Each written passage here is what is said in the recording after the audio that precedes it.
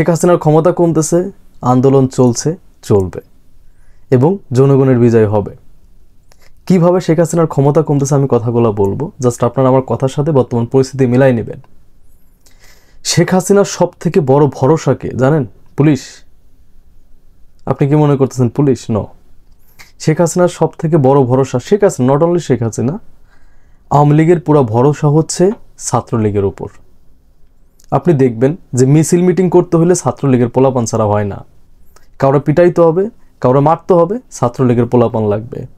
কথাগুলো বলবো, তার আগে বলি, লাস্ট এক সপ্তাহে বাংলাদেশের মানুষের উপর যে পরিমাণ জুলুম অত্যাচার চলছে, শেখ হাসিনা এটা ছাড়া কোনো করার উপায় ছিল না, কারণ তার পক্ষে ক্ষমতা ছাড়া সম্ভব না। সে চিন্তা করছে, শাক দিয়ে মাছ ঢাকার প্ল্যান করছিল।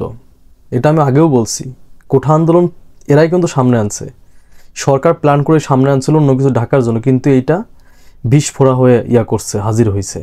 যাই হোক, তো যেভাবে হামলা করছে, মানে 1971-এও কিন্তু এইরকম হয় নাই। বাচ্চারা মারা গেছে জানলার থেকে, ছাদের থেকে মারা গেছে। তাহলে চিন্তা করুন কিভাবে এলোপাতারি গুলি ছুটছে, যেগুলা 4 তলার উপর গিয়ে একটা বাচ্চার লাগে, ছাদের উপর গিয়ে লাগে। তাহলে কি পরিমাণ এলোপাতারি গুলি ছুটছে, কি জন্য?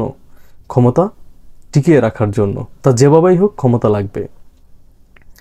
এখন ক্ষমতার যে ব্যাপারটা, ক্ষমতা কমতেছে না বাড়তেছে, আমি আপনাকে বলি তার কয়েকটা উৎস ছিল। 2018 সালে এই যে কোঠা আন্দোলন দমন করছিল কে বলেন তো? ছাত্রলীগ। ছাত্র আন্দোলন দমন করছিল কে? ছাত্রলীগ।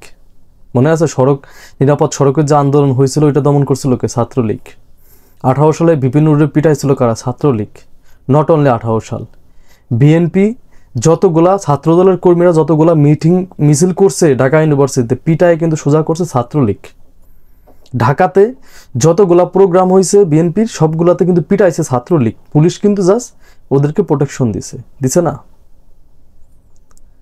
কিন্তু এবার পরিস্থিতি দেখেন। তাকে আমি একটা উদাহরণ দিই আপনাকে, আমার এলাকার, মানে আমার সাথে ঘটে যাওয়া, আমার নিজের সাথে ঘটে যাওয়া একটা ঘটনা আপনাকে বলি। যে আমার চাচার সাথে এলাকায় একটা ঝামেলা হয় একজনের, উনি মোটামুটি একটু প্রভাবশালী, মানে আমাদের এলাকার, আমাদের গ্রামের সবাই আর কি ওনার কথা শোনে, মানে জুম্মার দিনে দাওয়াত করে খাওয়ায়। তার সাথে আমারও মোটামুটি ভালো সময়, কিন্তু তার কিছু জিনিস আমার কাছে ভালো লাগতো না, নিজেরা বড় মনে করতো। তো যারা আমার এলাকার ভিডিও দেখবেন তারা হয়তো জানেন। তো আমার চাচার সাথে একটা মানে অপ্রীতিকর ঘটনা সে ঘটায়। আমার চাচা গাছের ব্যবসা করতো। আমার চাচা যে গাছের বড় বড় আছে না, ওইগুলা গুড়িগুলা উনি একটা পুকুরে ফেলে দেয়। তো ওই পুকুরে ফেলে দিয়েছিল, মানে গাছের গুড়ির যে দাম, ওইটা উঠাইতে যে খরচ হবে তাতে লস হয়ে যাবে মোটামুটি। তো ওনার প্ল্যান ছিল একটা ঝামেলা করা, মানে ওই লোকটার। তো যাই হোক, তো জুম্মার দিন ছিল, পরে আমাদের সাথে একটা ঝামেলা হয়ে যায়। পরে কিন্তু ওর উত্তম মাধ্যম দিছি, সেই লেভেলের উত্তম মাধ্যম দিয়েছিলাম আমি, আমার বড় ভাই ছিল আর আমার 2টা চাচাতো ভাই, 4 জনে উত্তম মাধ্যম দিয়েছিলাম। ওরা অনেকেই ছিল ওদেরকে। পরে কিন্তু ওই লোকটা এলাকা ছাড়া হয়েছিল। তার একটা ক্ষমতা ছিল, ওই ক্ষমতা কিন্তু কমে গিয়েছিল। সে কিন্তু আর এলাকাতে এসে ওইরকম আগের মতো দাপট দেখাইতে পারে না যে ওদের হাতে মার খাইছে। এইটার জন্য কিন্তু ছাত্রলীগের যে অবস্থান, আপনি বুয়েটের কথা চিন্তা করেন, বুয়েটে ছাত্রলীগের অবস্থা আজকে, নট অনলি বুয়েট, সারা বাংলাদেশে ছাত্রলীগের প্রতিটা ক্যাম্পাসের অবস্থা দেখেন। প্রতিটা ক্যাম্পাসে ছাত্রলীগের অবস্থা কি? এত ছাত্রলীগ কখনো আগের পাওয়ারে ফিরে যাইতে পারবে না, আমি চ্যালেঞ্জ করে বলতে পারি, সে যেভাবেই হোক, কারণ ওদের ভিতরে একটা ভয় থেকে যাবে। বিকজ ছাত্রলীগ দেখছে যে পুলিশও কত অসহায়। ছাত্রলীগ নিজে দেখছে। আমি কিন্তু ইন্টারেস্টিং পয়েন্টে যাব, ক্ষমতা কিভাবে কমতেছে, এটা জাস্ট শুরু করছি।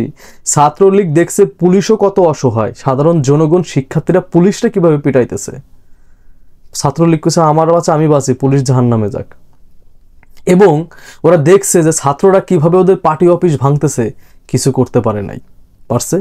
পুলিশও অসহায়, বিজিবি অসহায়, সবাই অসহায় হয়ে গেল। শেখ হাসিনার সব থেকে বড় অস্ত্র ছিল কি? ছাত্রলীগ। ছাত্রলীগদের পিটাইলে তার ওইভাবে কোনো আসবে না, পুলিশের উপরে স্যাংশন আসার সম্ভাবনা নাই, বিজিবির উপর আসবে না, সেনাবাহিনীর উপর আসবে না। বুঝলেন ব্যাপারটা? তো এই জন্য ছাত্রলীগকে যেভাবে তৈরি করছিল, সেই ছাত্রলীগ কিন্তু একদম ধুলির সাথে মিশে গেছে। এই ছাত্রলীগকে আবার তৈরি করতে আরো 15 বছর লাগবে যদি শেখ হাসিনা ক্ষমতায় থাকে। বুঝতে পারছেন? সে পাওয়ারটা কিন্তু গেছে। পুলিশের পাওয়ার গেছে, পুলিশে কিন্তু 90% পুলিশের মনোবল ভেঙে গেছে। যা দেখতেছেন এটা কিন্তু মানে উপদেশ, তা না হইলে পুলিশ পিছে দাঁড়ায় সেনাবাহিনীকে দিয়ে মানে গুলি করাইতো না, আপনারা দেখছেন। হ্যাঁ, সেনাবাহিনীর উপর অনেক ভরসা পুলিশের, এখন তারা নির্ভর হয়ে গেছে সেনাবাহিনীর উপর। যেমন ছাত্রলীগ নির্ভর হয়েছিল পুলিশের উপর, পুলিশ আবার নির্ভর হয়েছিল বিজেপির উপর, বিজেপি যখন ফেল পরে বিজেপি আর পুলিশ নির্ভর হয়েছে সেনাবাহিনীর উপর। এটাই তো ঘটছে। এখন এইগুলো তো বাংলাদেশে করছেন, বাংলাদেশে যে একটা ঘটনা ঘটাই ফেলছেন, ক্ষমতা দেখাইছেন, ক্ষমতার অপব্যবহার করছেন, কিন্তু এইগুলা তো ছাড় দেবে না। যারা সেনাবাহিনীতে চাকরি করে তাদের অধিকাংশ সেনা মানে সদস্যের স্বপ্ন থাকে যে শান্তিরক্ষা মিশনে যাবে, কিছু টাকা ইনকাম করবে। নট অনলি, অনেক না, সব সেনাবাহিনী সদস্যের স্বপ্ন থাকে এইটা। কিন্তু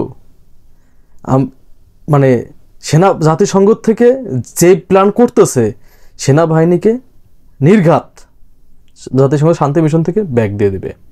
কারণ সেনাবাহিনী যেটা করছে এটা আসলে সহ্য করার মতো না। বিকজ সেনাবাহিনী মানে জাতিসংঘ থেকে হচ্ছে আপনার গাড়ি দিয়েছিল, ওই যে ট্যাঙ্কগুলা দিয়েছে, ওইগুলাতে ছাত্রদের উপর হামলা চালাইছে হেলিকপ্টার দিয়ে। এটা জাতিসংঘ কি প্রশ্নবিদ্ধ হবে না? হবে, 100% হবে। হ্যাঁ, তো এই জন্য এই শান্তিরক্ষা যে মিশনে যারা আছে ওদেরকে ব্যাক দিয়ে দিবে, তখন কিন্তু সেনাবাহিনীর মাঝে একটা বিশৃঙ্খলা সৃষ্টি হবে। আর বাংলাদেশের স্যাংশন অনেক জায়গা থেকে আসবে, আমি আমেরিকার কথা বলতেছি না। এখন আন্দোলন যেটা দেখেন, নীরব প্রতিবাদ বোঝেন। আমাদের 1.5 কোটি প্রবাসী আছে, 1.5 কোটি প্রবাসীর 1.5 কোটি না 50 লক্ষ প্রবাসী যদি বেঁকে বসে যে আমি টাকা দিব না, আপনি কি করবেন? একজন প্রবাসীরা মারতে পারবেন? সে কিভাবে টাকা পাঠাইছে আপনি জানবেনই না, ঠিক না? যদি 1.5 কোটি মানে 50 লক্ষ প্রবাসী বেঁকে বসে, তাহলে কিন্তু আমছালা সবই যাবে এই সরকারের। ভাই অলরেডি এক সপ্তাহে কিন্তু মানে 84,000 কোটি টাকা loss, that's mean $8 billion loss এক সপ্তাহে। আর $5 বিলিয়ন জন্য গেছিল কোথায়? চায়নাতে। আমাদের এখন কিন্তু ভিক্ষার রাস্তাও বন্ধ, যে চায়না টাকা দিয়েছে চায়নাও কিন্তু মুখ ফেরাই নিছে। আবার এই একটা ঝাঁকি, এখন যদি প্রবাসীদের উপর এত নির্ভর, প্রবাসীরা যদি বেঁকে বসে, প্রবাসীদের যে অবস্থা দেখতেছি 100% বেঁকে বসবে, টাকা দিবে না। এবং যারা দিচ্ছে তারা মেবি টাকা দিচ্ছে না, কারণ ওদের অবস্থা খুবই সিরিয়াস। কারণ প্রবাসীরা ভাই দিন শেষে দেশটারে খুব ভালোবাসে। আমি একজন প্রবাসী, আমি জানি। আমি যতই দেশকে বলি না কেন ওই দেশে জন্মগ্রহণ কেন করছি, দিন শেষে দেশটাকে অনেক ভালোবাসি।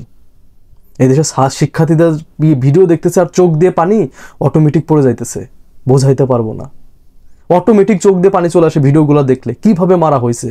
একজন 19 বছরের, সে কি বিএনপি করে? 19 বছর বয়স, 18 বছর 16 বছরের ছেলেরা কি বিএনপি করে? ওরা তো রাজনীতিই বোঝে না। ওরা গিয়েছিল তাদের সিনিয়র ভাইদের অধিকার আদায়ের জন্য, গিয়েছিল না? কিন্তু এদেরকে তো ট্যাগ লাগাই দেওয়া হইলো জামাত বিএনপি। এরা তো না চাইলেও এখন জামাত বিএনপি করবে, কারণ এদেরকে তো ট্যাগ লাগাই দেওয়া হয়েছে গায়ে। এরা গেছে সাধারণ শিক্ষার্থী, এদেরকে গায়ে ট্যাগ লাগাই দেওয়া হয়েছে জামাত বিএনপি। এরা তো এখন জামাত বিএনপি করবে, করবে না? কথাগুলো মিলাবেন ভাই। তো এই জিনিসগুলো মাথায় রাখবেন। তার ক্ষমতা, জাতিসংঘের প্রেশার, আমেরিকার প্রেশার, অর্থনৈতিক প্রেশার, সব থেকে বড় প্রেশার হচ্ছে প্রবাসী প্রেশার। এই প্রবাসী প্রেশারটা ভাই কোথায় গিয়ে পড়বে আপনারা নিজেই বুঝতে পারবেন না। এই সরকার যতই করুক, টাকা না থাকলে সেনাবাহিনীর বেতনও দিতে পারবে না, পুলিশের বেতনও দিতে পারবে না। আর যদি জাতিসংঘ শান্তিরক্ষা মিশন থেকে যদি সেনাবাহিনী ব্যাগ দিয়ে দেয় বাংলাদেশের, তাহলে কোথায় গিয়ে করাবে? বোঝেন একটা ঝামেলা। শুধু ওয়েট করেন ভাই, হ্যাঁ শুধু ওয়েট করেন, একটু দেখতে থাকেন কি হয়। একটা কথা মাথায় রাখবেন, সব ভালো ভালো না। আপনারা অনেক ভালো দেখতেছেন, সব ভালোই ভালো না, ভালোর পিছে অনেক খারাপও থাকে। শুধু ধৈর্য ধরে দেখতে হবে। ধন্যবাদ সবাইকে। আসসালামু আলাইকুম।